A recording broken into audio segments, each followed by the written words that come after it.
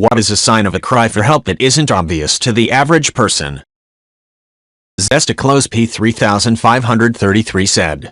Reaching out and being overly nice to friends, both close and casual, with the hope that they will reciprocate and eventually ask them how they're doing, so that when they open up it's not about being a burden but because they were prompted to do so. Zestaclose P3533 said. Reaching out and being overly nice to friends, both close and casual, with the hope that they will reciprocate and eventually ask them how they're doing, so that when they open up it's not about being a burden but because they were prompted to do so. Pube Slug said. It depends on the person. I'm specifically in this answer, as I had around 50 house plans, unique. I had about 65 with a few repeats, that I cared for every day and loved to show off and talk about to anyone willing to listen. They gave me something to look forward to, every day. I knew each one inside and out and knew how to take care of them perfectly. I was so proud that I could make them flourish. Things happened in my life and slowly, over the course of a few months, all my plans were gone. I didn't want to wake up every day, and now, without my plans, I didn't have a specific reason to do so. I started throwing them out at first, but after a while I just left them there. In every room I had a few reminders that I was a lazy failure who let the things he used to care for greatly wither and die. I'm still an alcoholic. I still haven't gotten another plant to take care of. I still have the withered remains and faded reminders hanging around my house. I'm working hard to get out of this, and when can get out of it I hope I can get one plant to put time and effort into. But right now even that is too much. Pube Slug said. It depends on the person. I'm specifically in this answer, as I had around 50 house plans, unique. I had about 65 with a few repeats, that I cared for every day and loved to show off and talk about to anyone willing to listen. They gave me something to look forward to, every day. I knew each one inside and out and knew how to take care of them perfectly. I was so proud that I could make them flourish. Things happened in my life and slowly, over the course of a few months, all my plans were gone. I didn't want to wake up every day, and now, without my plans, I didn't have a specific reason to do so. I started throwing them out at first, but after a while I just left them there. In every room I had a few reminders that I was a lazy failure who let the things he used to care for greatly wither and die. I'm still an alcoholic. I still haven't gotten another plant to take care of. I still have the withered remains and faded reminders hanging around my house. I'm working hard to get out of this, and when can get out of it I hope I can get one plant to put time and effort into. But right now even that is too much.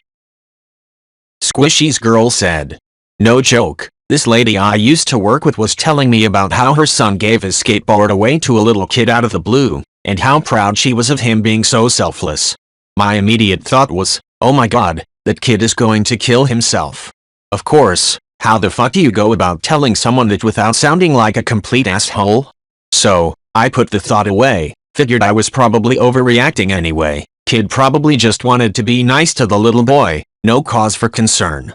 The following week, she came into my office, just totally numb, and says, can you take care of X thing? My son has been hospitalized. He attempted suicide. I wished I had said something, but there is like no tactful way to say that without royally pissing someone off. Can you imagine being proud of your son for doing something seemingly selfless and then being met with, hey, might be more to that. That's a sign that he might be plotting his own demise, ? Thankfully, the kid survived. Turned out he had some kind of rare tumor that caused his mental health to completely derail. Tell me how I really feel said. I was waiting for a reply like this. You're right in thinking someone's moving or just giving up a personal belonging as if they were just giving it to someone who could make better use of it or may find it useful one day, but I think that's the point of this question. The signs are very widespread, but I had the mindset of someone who valued something over most that they could have sold but decided to just get rid of because they were going to end it. Incessantly bored said. No need to be sorry. I am not the type to ask questions to get Reddit up votes. I only ask questions when I seriously want to know the answer. You can check my history, there's not much to it. I'm sorry to hear that about your husband and support system. That doesn't sound like a great situation to be in. Your husband should be the person who knows you and supports you the most, but I don't have a husband, so what do I know? I would think that he is probably still just as supportive as he used to be, but maybe doesn't know how to show you that on an ongoing basis. It's worth a conversation with him once in a while to check in. Incessantly bored said. Again, I am not married, so I can't really provide great advice here, but the nice thing is that if he has showed you he cared in the past, he probably still cares. He just doesn't show it the same way he used to since you guys have been together for a while. Either way, you deserve the best regardless of what you think, and remember that he fell in love with you for a reason. He saw something great in you and wanted to spend the rest of his life with that greatness. I am in no position to offer advice cause I'm an idiot, and you said you would appreciate someone who didn't interject their own experience or story, so I will spare you, but I hope you know that you are loved by many and that you matter to this world. Your response was great and appreciated by me, and I don't even know you. You are probably a fantastic person to the people who have the pleasure of getting to spend time with you. Don't ever sell yourself short, and if you ever feel like you weren't being understood by someone, don't be afraid to tell them what's happening with you. Context is everything, and sometimes that's the only barrier to overcome. H0LITHR0 Huawei Batman said.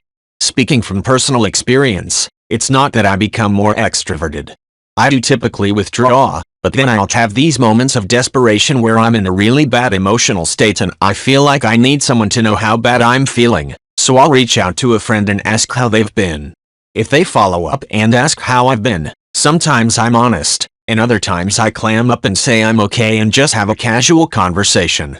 Either way, it's just nice to talk to someone. Fat Foxington D said. I'm insanely extroverted, and when heavily depressed I flip and become an extreme hermit. Making excuses not to hang out, PTO from work and do nothing for days, not playing video games with people, hiding behind a peer offline and lying to them saying I'm busy, not going out in public to shop or eat at restaurants, etc.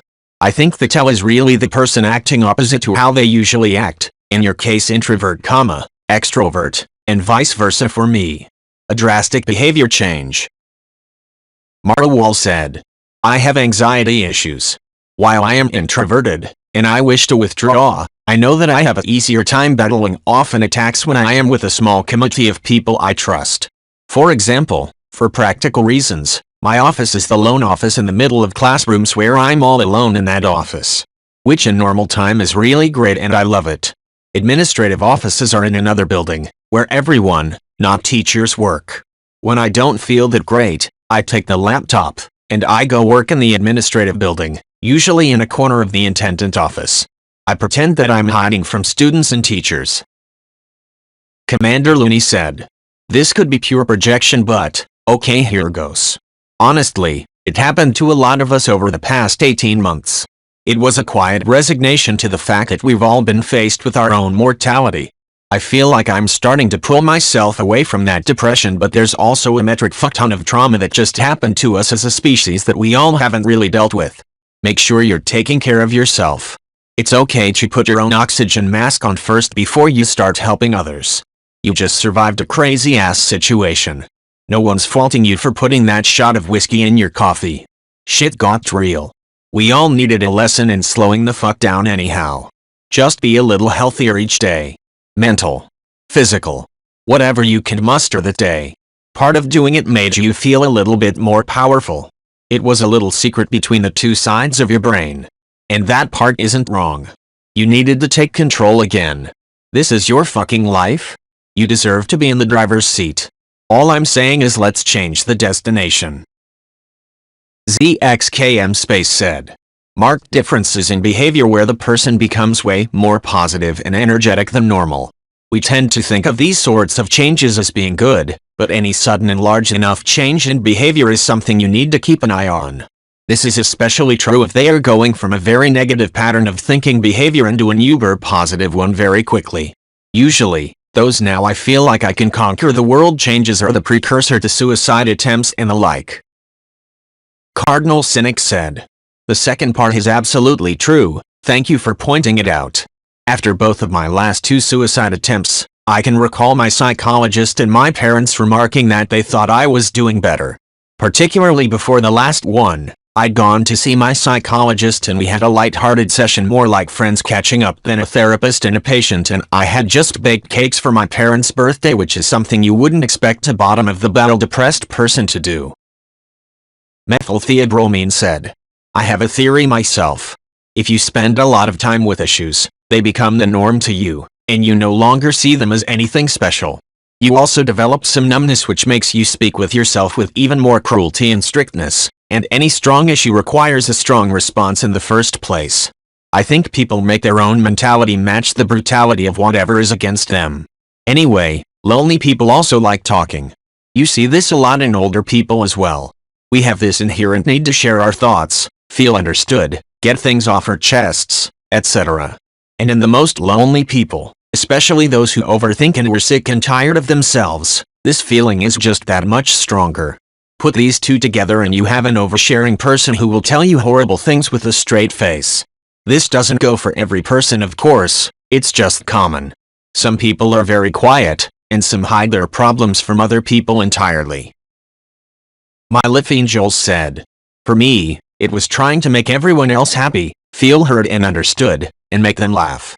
I'm suicidal now, but it's not as bad as it was a few years ago, when I would stay awake all night talking myself out of blowing my brains out, unloading and reloading my pistol when I got out of the army.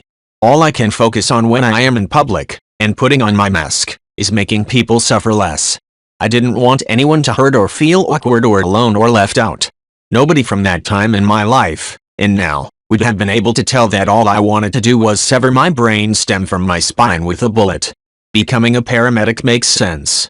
Nobody deserves the feeling of being trapped in between needing to stay alive to make others not suffer and needing to die, and I don't want people to feel like I have enemy or friend. Jekatajirol said. What a colorless world it would be without you in it.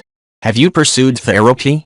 Based on your military service, you should be eligible for free services through Given Hour, https://javinher.org/. I highly recommend it, and regardless of whether or not you seek therapy, I wish you the best and hope you'll see how important you are to the world, especially to those who love you. I'm no stranger to suicidal ideation, but what gets me through is thinking of how devastated my family and close friends would be and that my children would grow up without me. Sometimes if that's all you can find to justify going forward one more day, that's okay. You're valued. Believe me, you are. Black 12,483 said. I'm not sure it's an intentional cry for help or just a symptom of a lost soul, but so far I've known I think 7 people now who have committed suicide, and every single one of them had something alarmingly wrong physically where it was visible the second I saw them. Like they had either lost a lot of weight and looked pale, or they just looked exhausted and withdrawn. One of them was having trouble walking and needed help getting in and out of a car. This was a young healthy girl. She was also practically incapable of having a conversation. It made people feel very uncomfortable. Turns out she was grieving so hard over the loss of her mother that she was like shutting down physically and mentally. It was a little different each time, but each time I remember thinking, holy shit, what's going on with so-and-so the second I laid eyes off on them. Basically they were not themselves even before we said hello. And then within days or weeks they are gone. I have vowed that if I ever see those signs, that kind of exhaustion and body language again, that I will not let that person out of my sight, and I will fucking pry it out of them if I have to. Salem Moon said. There's a TikTok trend currently going around where you tell your sibling I love you and record their reaction. Usually it's a mixture of WTF I love you to reactions, and I decided to try it out on my sister and best friend. Without recording, my sister said I love you back, but my best friend started sending me these messages about not giving up and that there was so much left to live for. So, to answer your question, it can truly be as simple as saying I love you. Like with my sister, it can be taken positively and the receiver will think nothing of it. However, if you know it's not something the person would say to you often, like my best friend, it can be quite alarming, as we say I love you to our families, usually, quite often, saying that when you're ready to end it all can seem like nothing until it's too late. Sunny Rubber Boots said. Purposely avoiding sad and difficult topics.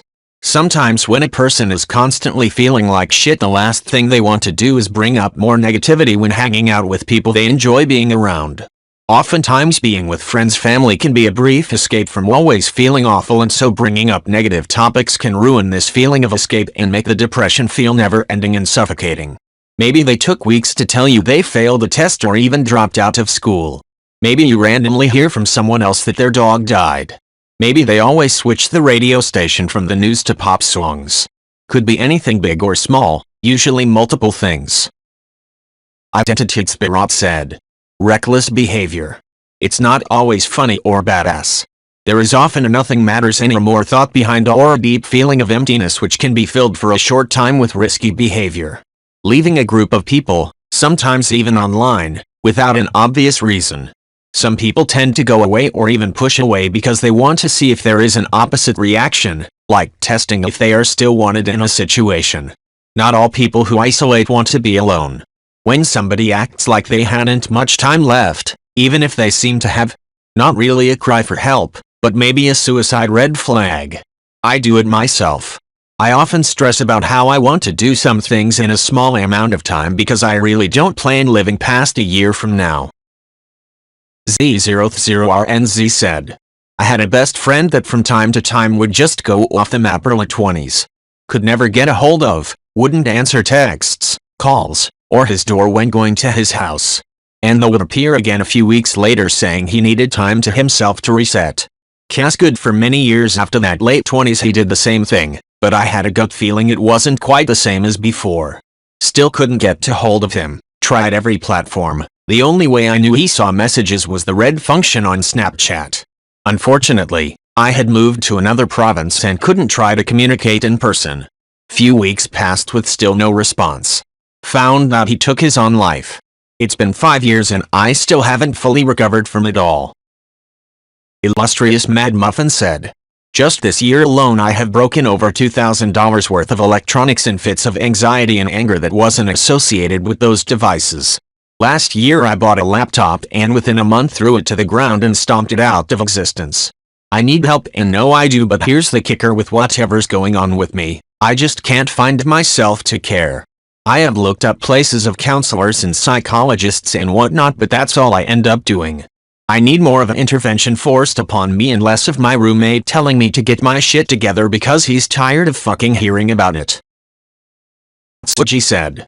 People that are suffering and feeling isolated will start to lose their ability to thermoregulate. They will feel cold all the time. This will lead them to wear extra layers or heavier clothes than would be normal for conditions, taking longer hotter showers, always the first to grab a throw to cuddle under. There's a potential evolutionary reason for it. If you're feeling lonely and isolated, then your body telling you that you're cold will force you to get closer to those in your pack to stay warm. Close physical proximity encourages better bonding. Better bonding ends loneliness. Now, some people are what we in the North call freeze babies, that is to say that they just don't tolerate the cold. And some people are really like that. Some people just are colder than the rest of us. But if you're at, say, the beach and everyone's out in their swimsuits because it's just too damn hot to otherwise, but you see someone off by themselves in a sweater and pants looking pensive, nervous, that person's going through some shit. Red Reddington said. A dramatic personality shift. This one sounds obvious, but to the average person it's not. Truth be told, most people don't care enough about someone to take mental note of their behaviors. When that person's personality and behavior changes, the friend has no clue at all and acts like everything is okay. Example, you have a friend who is normally very bubbly and outgoing. At some point, they change and become very introverted and quiet. They don't smile, they don't want to hang out, etc. Cizeo said. Someone that has been fighting depression and have had suicidal thoughts all of a sudden seeming happy and relaxed. This canon has shown that the person has made peace with their decision to end things and may have already picked a time and place. It's devastating knowing someone that has done this because everyone thought the person was on the upswing. Turns out they just had clarity and peace of mind in their own endgame. Cat the Jedi 007 said. Too much productivity. I see this in my past self a lot. I would immerse myself in my schoolwork to ignore the fact I was being bullied or how every day was so tiring to put up with. I used to, and still do sometimes, want to delete myself from existence, but couldn't because I feel like a coward and just don't want to feel pain anymore. Being productive sort of masks that feeling, makes it feel like there's something you need to do. Currently I'm working on a book, and trying to focus on that, but it's like it's a cover for what I feel deep down.